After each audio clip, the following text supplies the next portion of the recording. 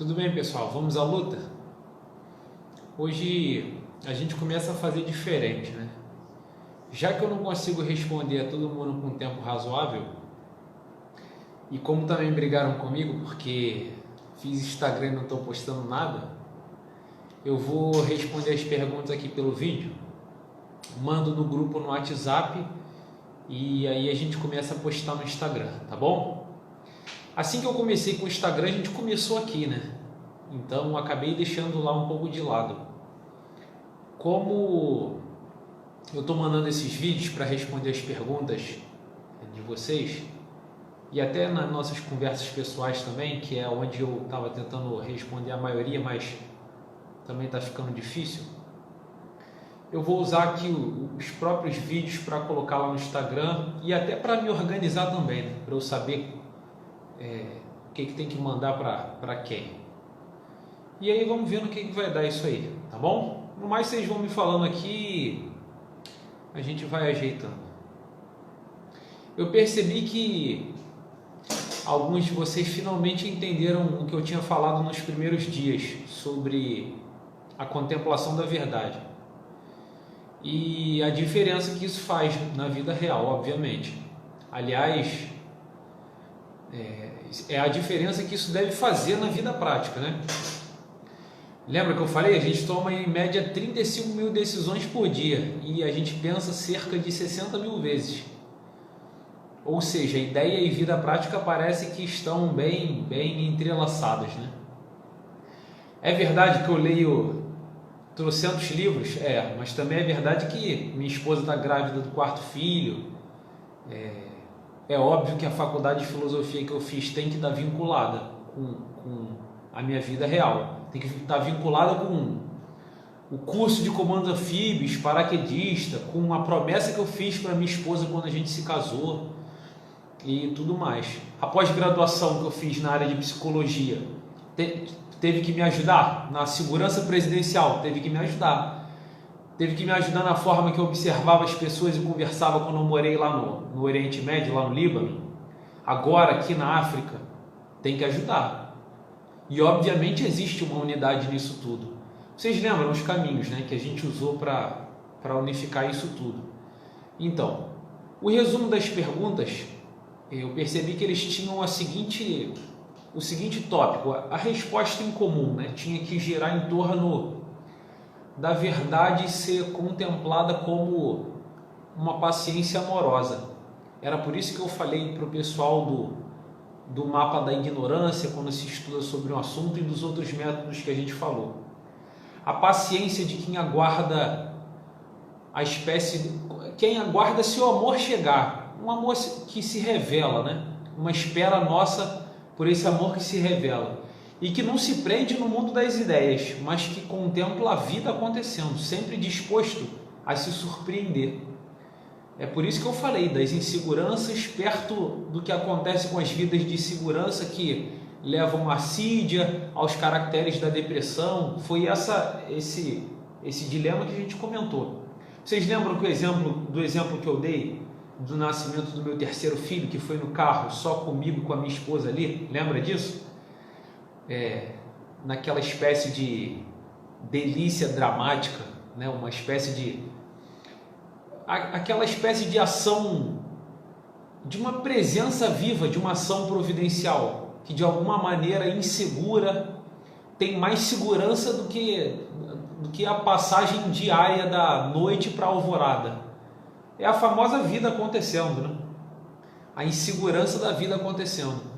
Aliás, essa surpresa que eu comentei várias vezes, essa palavra que é uma palavra de origem francesa, né?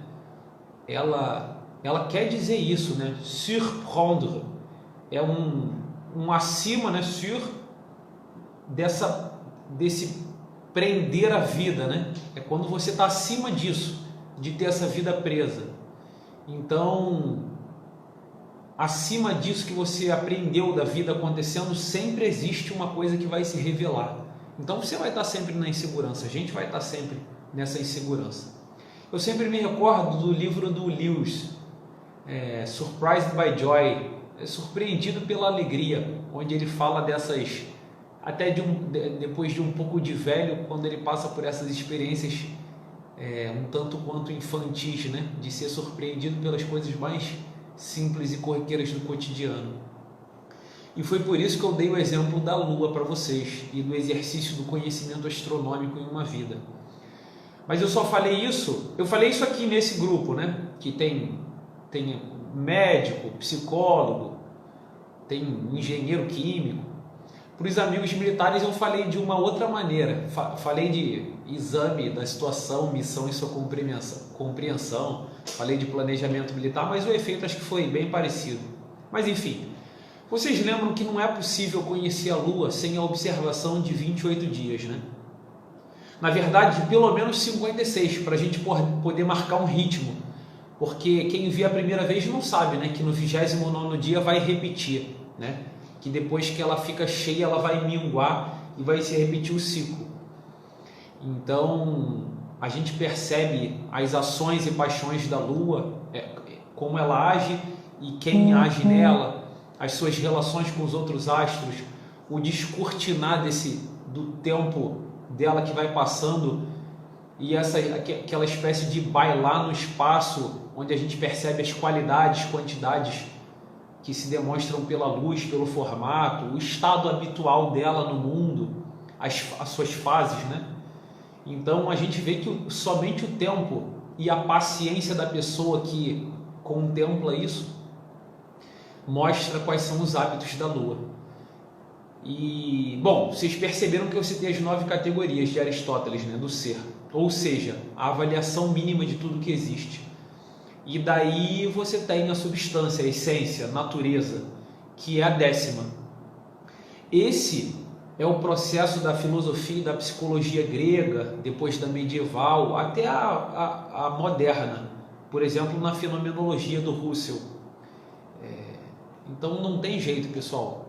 A gente tem que ter paciência com a verdade. De alguma maneira, a verdade nos ama e nos busca.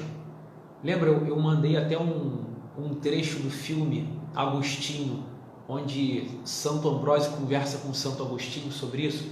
De alguma maneira, a verdade ela nos ama e nos busca e vive se revelando para nós como uma música que quer ser ouvida por nossos ouvidos que foram criados para isso, ou uma dança que quer se desencadear diante dos nossos olhos, que foi criado para isso. E ela nos encontra. Nosso papel é estarmos sempre atentos, né? Atentos a tudo? Não. Só ao essencial. A gente se esquece de tudo? Não. A gente só se esquece de quê? Do essencial. E por quê? Porque, como a gente leu lá no Pequeno Príncipe, né? O essencial é invisível aos olhos. Então, o nosso papel é contemplar. De alguma maneira, perder as medidas, né? Eu não falei ainda para vocês, mas eu já falei no outro grupo dos amigos militares sobre esse sistema medida quando eu falei dos transcendentais. O que efetivamente é isso na nossa experiência de vida?